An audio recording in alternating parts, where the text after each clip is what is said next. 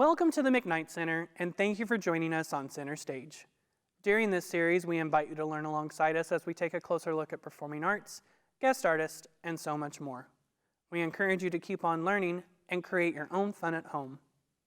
Joining us today from OSU's Theater Department, we have David Kersnar, Head of Theater and Dance, and Lee Brasuell, Director of Production. We'll be discussing with David and Lee how the Theater Department has responded to COVID-19, current projects, and how they've incorporated long practice sound effects into their modern efforts. Now, let's take a closer look at their reimagined take on the classic War of the Worlds. It's the Red Dirt Radio Hour. It's the Red Dirt Radio Show. It's the Red Dirt Radio Hour. Kick on back and let the good times roll.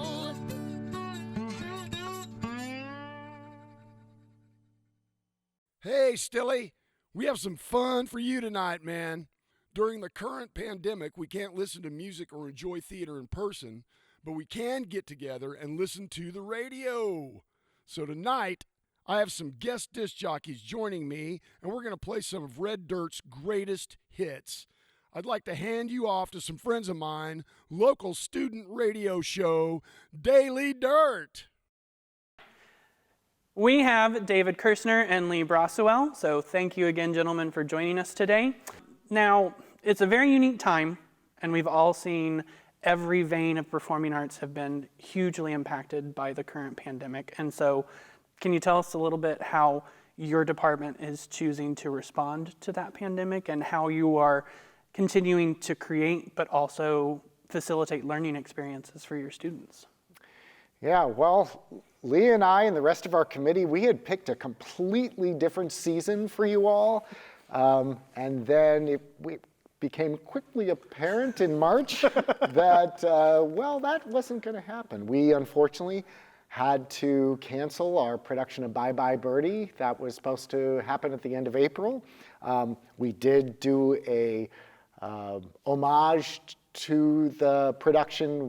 We filmed some of the rehearsals and did some, using the a cappella app, did some samples of the songs and played that at our awards ceremony. So that was nice to at least celebrate the work that happened. But we quickly after that realized we had to come up with a new plan because, as you know, each week is different and it's practically impossible to plan in the arts these days. Yeah.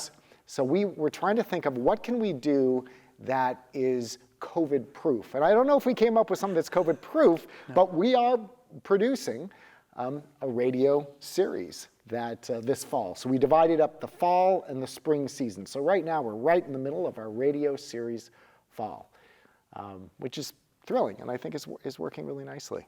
Do you feel like, Lee, you've had to adjust your coursework for your students in response to? Yes. Yeah. Everything's been adjusted during this process. We are able to meet in person, which is great because a lot of the class I'm teaching right now is sound, and so much of it is being in the space that you're in and listening and hearing. So by us having to spread out and be in different areas, it's made it a little bit more challenging, but we found ways around it to where we can come together, do our Foley FX, do our editing. We've set up our theater as a sound stage so that we can spread out and that we can record all these effects.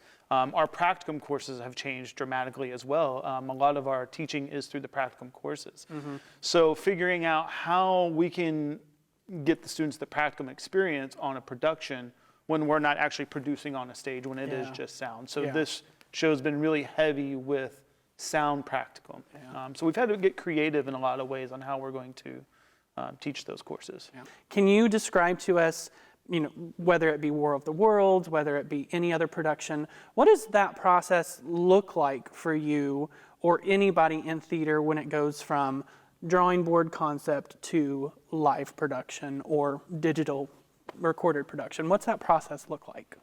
Well, we, both in the department, but also in terms of my practice, I tend to lead a room, whether that be a rehearsal room or a classroom, in a collaborative, student or artist-centered manner. For me, it's much more interesting and in fact much more effective if, as a leader, we're looking for the best idea in the room. Now, sometimes that's in pre-production when we're doing our planning well before rehearsals, but what is the best way to do this? So as soon as we saw the writing on the wall with this pandemic, in April, we started meeting again, and we're trying to figure out what's the best way for us to get our students together. And that's where we came up with the radio idea.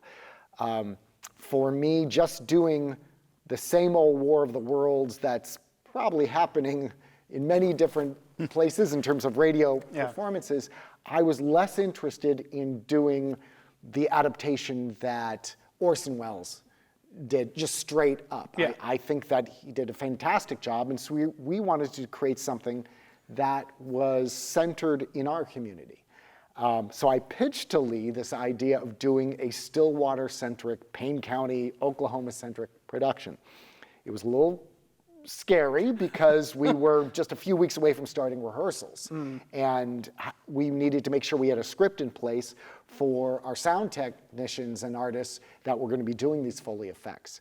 So I myself am very familiar with a creation technique. It's what we call these days a devising technique, where you put the group through an accelerated writing process.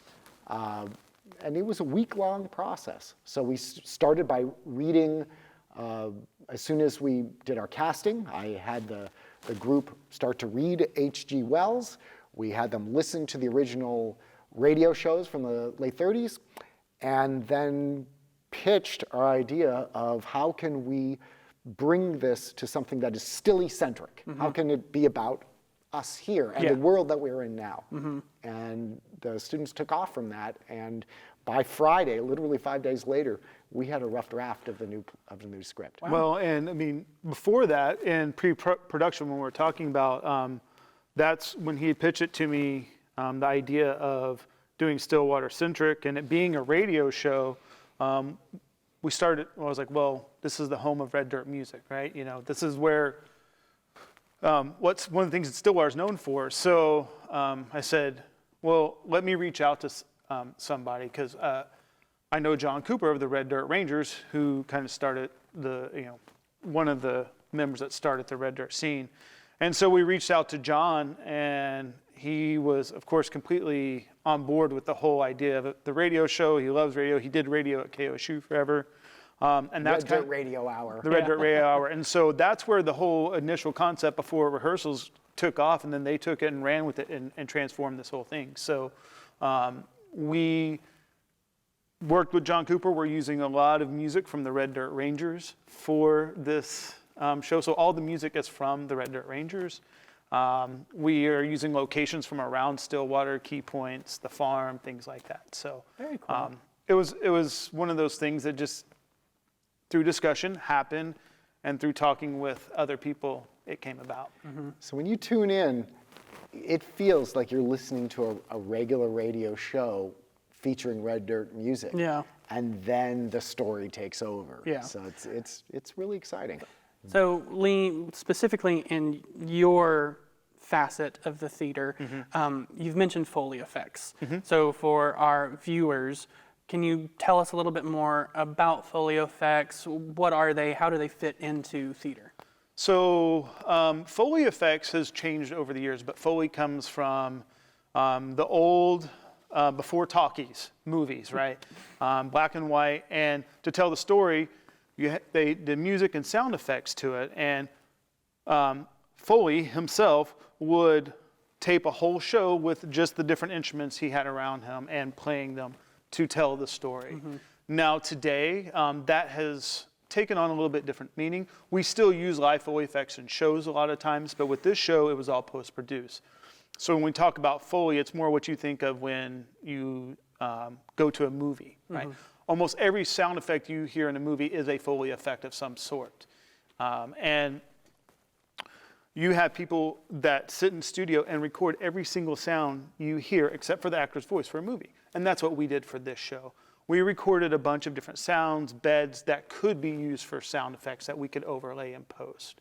So can you tell us, apart from, without taking the magic away from War of the Worlds, what are maybe some frequent sounds that we hear in TV and movie that they could analyze and say, okay, I can hear how that's being created, or maybe even recreate at home?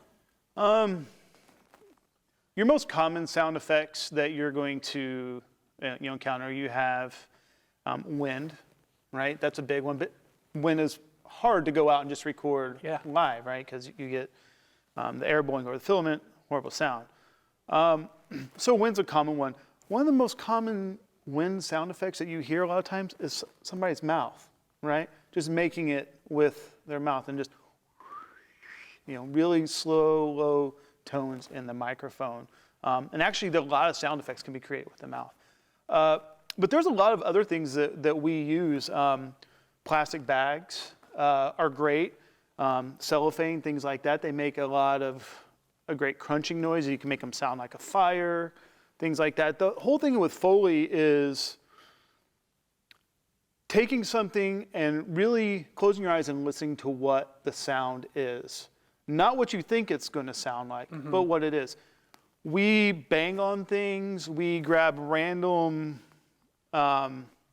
dishes or things from the side and we hit on them, or we rattle them or move them to see what they're going to sound like and use that to interpret in the script. Lee, can you remind us one more time and just teach us a little bit more about how to find the War of the World recording? I know you mentioned OMG App, so how do we dive into OMG App and find War of the Worlds? Well, it's on our website is the first place, so theater.okstate.edu. It's there. You can access it there. And then through the Ocala Media Group, you can Roku, I think, anywhere you can download your favorite app, I believe. The Ocala Media app is on there. You can get it through there. And there's a theater section in that app. Perfect. Well, thank you, David. Thank you, Lee, for taking time out of your day to come visit us. By the time this is debuted, the War of the Worlds will have been up for about a week. So log in to OMG App, visit the theater's website, theater.okstate.edu, and give it a listen and really think about dissecting some of those Foley effects. I know I'm going to, because that sounds like a project of my very own. So thank you again, and we look forward to hearing more from the theater department. Thank you. We truly believe that everyone belongs in OSU Theater and Dance, and so whether you are new to theater and dance or you have been an enthusiast for many years, come check us out. We are alive and well. Awesome. Thank you. And a special thanks to each of you, our viewers, patrons, and advocates. Keep an eye out for our next installment, and until then, keep creating at home.